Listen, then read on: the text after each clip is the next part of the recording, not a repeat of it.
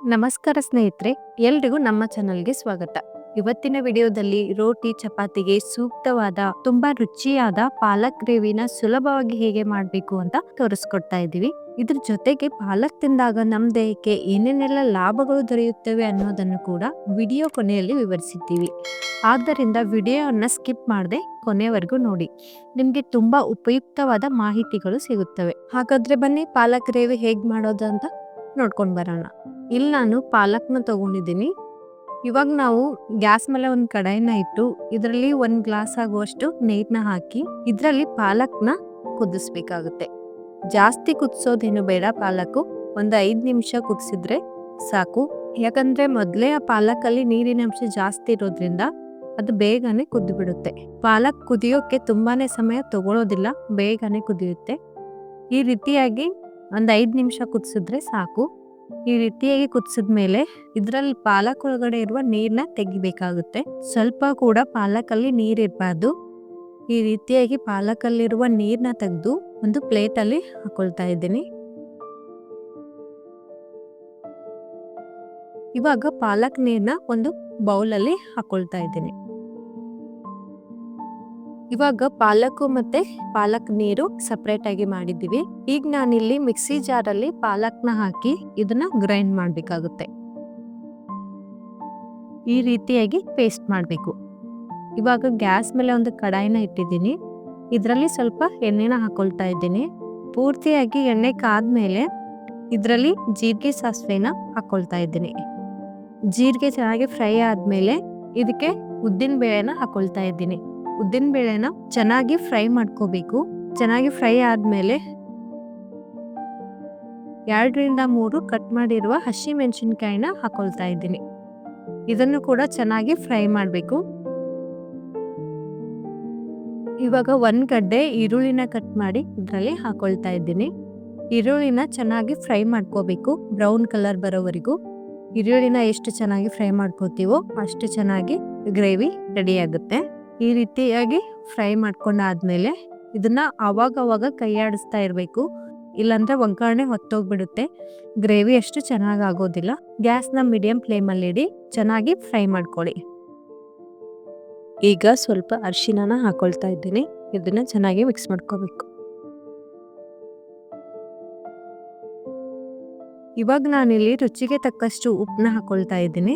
ಮತ್ತೆ ಸ್ವಲ್ಪ ಕೊತ್ತಂಬರಿನ ಹಾಕಿ ಇದನ್ನ ಚೆನ್ನಾಗಿ ಮಿಕ್ಸ್ ಮಾಡ್ಕೊಳ್ತಾ ಇದ್ದೀನಿ. ಇಂಗ್ನ ಹಾಕೊಳ್ತಾ ಇದ್ದೀನಿ ಸ್ವಲ್ಪ.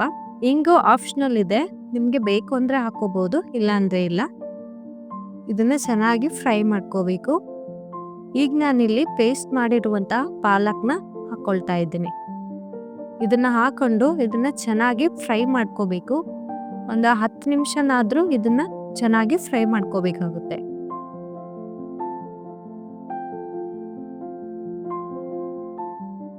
ಇವಾಗ ನಾವಿಲ್ಲಿ ಆವಾಗ್ಲೇ ಪಾಲಕಿಂದ ನೀರ್ ತೆಗ್ದಿರೋದನ್ನ ಇದರಲ್ಲಿ ಆಡ್ ಮಾಡ್ತಾ ಇದ್ದೀನಿ. ನಿಮ್ಗೆ ಜಾಸ್ತಿ ಗಟ್ಟಿ ಬೇಕಾದ್ರೆ ನೀರು ಕಡಿಮೆ ಹಾಕಿ, ನಿಮ್ಗೆ ಗ್ರೇವಿ ಸ್ವಲ್ಪ ತಿಳಿಯಾಗಿ ಬೇಕಾದ್ರೆ ನೀರ್ನ ಜಾಸ್ತಿ ಹಾಕೊಳ್ಳಿ. ಇದನ್ನ 5 ನಿಮಿಷ ಕುದಿಸ್ಬೇಕಾಗುತ್ತೆ.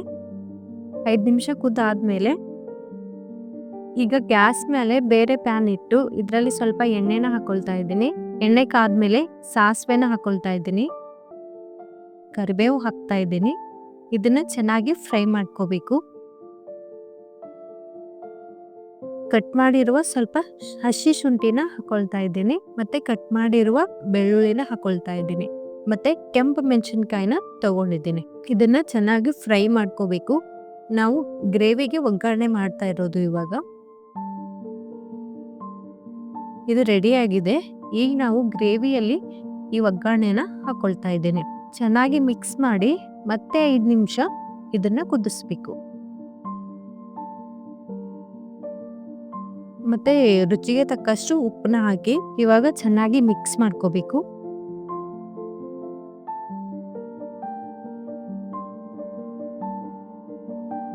ಇದಕ್ಕೆ ನಾನಿಲ್ಲಿ ಸ್ವಲ್ಪ ಕೊತ್ತಂಬರಿನ ಹಾಕೊಳ್ತಾ ಇದ್ದೀನಿ. ಇದನ್ನ ಮಿಕ್ಸ್ ಮಾಡ್ತಾ ಇದ್ದೀನಿ. ಇವಾಗ 5 ನಿಮಿಷ ಚೆನ್ನಾಗಿ ಕುದಿಸ್ಬೇಕು. ಇವಾಗ ಇದು 5 ನಿಮಿಷ ಕುದ್ದಾಗಿದೆ. ಇದನ್ನ ನಾನು ಒಂದು ಬೌಲಲ್ಲಿ ಹಾಕೊಳ್ತಾ ಇದ್ದೀನಿ. ಇವಾಗ ಸಿಂಪಲ್ ಆಗಿರುವ ಮತ್ತೆ ಟೇಸ್ಟಿ ಆಗಿರುವ ಪಾಲಕ್ ಗ್ರೇವಿ ರೆಡಿಯಾಗಿದೆ. ಇದು ಎಲ್ಲದಕ್ಕೂ ತುಂಬಾನೇ ಚೆನ್ನಾಗಿ ಹೊಂದ್ಕೊಳ್ಳುತ್ತೆ. ಚಪಾತಿ, ರೋಟಿ ಮತ್ತೆ ಪೂರಿಗೂ ಕೂಡ ನೀವು ಇದನ್ನ ಯೂಸ್ ಮಾಡ್ಬೋದು. ತುಂಬಾನೇ ಇಷ್ಟ ಆಗುತ್ತೆ ನಿಮ್ಗೆ. ಖಂಡಿತ ಈ ರೆಸಿಪಿ ನಿಮ್ಗೆ ಇಷ್ಟ ಆಗಿದೆ ಅಂತ ಅನ್ಕೊಂಡಿದೀನಿ. ಇಷ್ಟ ಆಗಿದ್ರೆ ಖಂಡಿತ ಕಮೆಂಟ್ ಅಲ್ಲಿ ತಿಳಿಸಿ. ಮತ್ತೆ ಹಾಗೆ ನಮ್ಮ ಚಾನಲ್ ಅನ್ನ ಸಬ್ಸ್ಕ್ರೈಬ್ ಮಾಡ್ಕೊಳ್ಳಿ, ಬೆಲ್ ಐಕಾನ್ ಅನ್ನ ಪ್ರೆಸ್ ಮಾಡಿ. ಇದರಿಂದ ನಾವು ಹಾಕುವ ಮೊದಲು ವಿಡಿಯೋ ನೀವೇ ನೋಡ್ಬೋದು. ಮತ್ತೆ ಹಾಗೆ ನಿಮ್ಗೆ ಯಾವ ರೆಸಿಪಿ ಬೇಕು ಅಂತಾನೂ ಕೂಡ ಕಮೆಂಟ್ ಅಲ್ಲಿ ನಮ್ಗೆ ತಿಳಿಸಿ. ಮತ್ತೆ ಇದ್ರ ಜೊತೆಗೆ ಪಾಲಕ್ ತಿನ್ನೋದ್ರಿಂದ ನಮ್ ದೇಹಕ್ಕೆ ಏನೇನೆಲ್ಲ ಲಾಭಗಳಾಗುತ್ತವೆ ಅಂತ ನೋಡೋದಾದ್ರೆ, ಪಾಲಕ್ ನಲ್ಲಿ ಐರನ್ ತುಂಬಾ ಜಾಸ್ತಿ ಇರೋದ್ರಿಂದ ಹಿಮೋಗ್ಲೋಬಿನ್ ಹೆಚ್ಚಿಸಲು ತುಂಬಾನೇ ಸಹಾಯ ಮಾಡುತ್ತೆ. ಮತ್ತೆ ಕಣ್ಣುಗಳ ಆರೋಗ್ಯವನ್ನ ಉತ್ತಮವಾಗಿಡುತ್ತೆ. ಮತ್ತೆ ಪಾಲಕ್ ತಿನ್ನೋದ್ರಿಂದ ರೋಗ ನಿರೋಧಕ ಶಕ್ತಿ ಕೂಡ ಹೆಚ್ಚಿಸುತ್ತೆ. ಇದರಲ್ಲಿ ವಿಟಮಿನ್ ಸಿ ಮತ್ತು ಆಂಟಿ ಆಕ್ಸಿಡೆಂಟ್ಸ್ ಇಮ್ಯುನಿಟಿ ಬೂಸ್ಟ್ ಮಾಡುತ್ತೆ. ಹೃದಯ ಆರೋಗ್ಯಕ್ಕೆ ತುಂಬಾನೇ ಒಳ್ಳೆಯದು.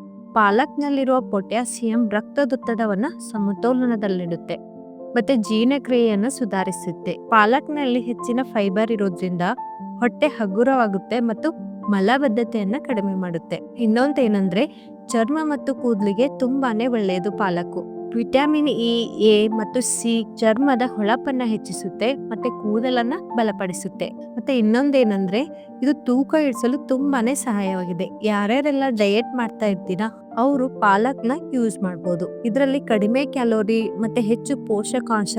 ಇದು ತೂಕ ನಿಯಂತ್ರಣಕ್ಕೆ ತುಂಬಾನೇ ಒಳ್ಳೆಯದು. ಸ್ನೇಹಿತರೆ, ನೋಡಿದ್ರಲ್ಲ ಪಾಲಕಿಂದ ನಮ್ ದೇಹಕ್ಕೆ ಏನೇನೆಲ್ಲ ಲಾಭಗಳಿವೆ ಅಂತ.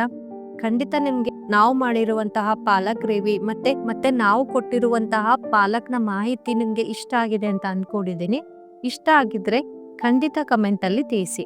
ಮತ್ತೆ ರುಚಿಯಾದ ಅಡಿಗೆಯೊಂದಿಗೆ ಮತ್ತೆ ಭೇಟಿಯಾಗೋಣ. ನಮಸ್ಕಾರ.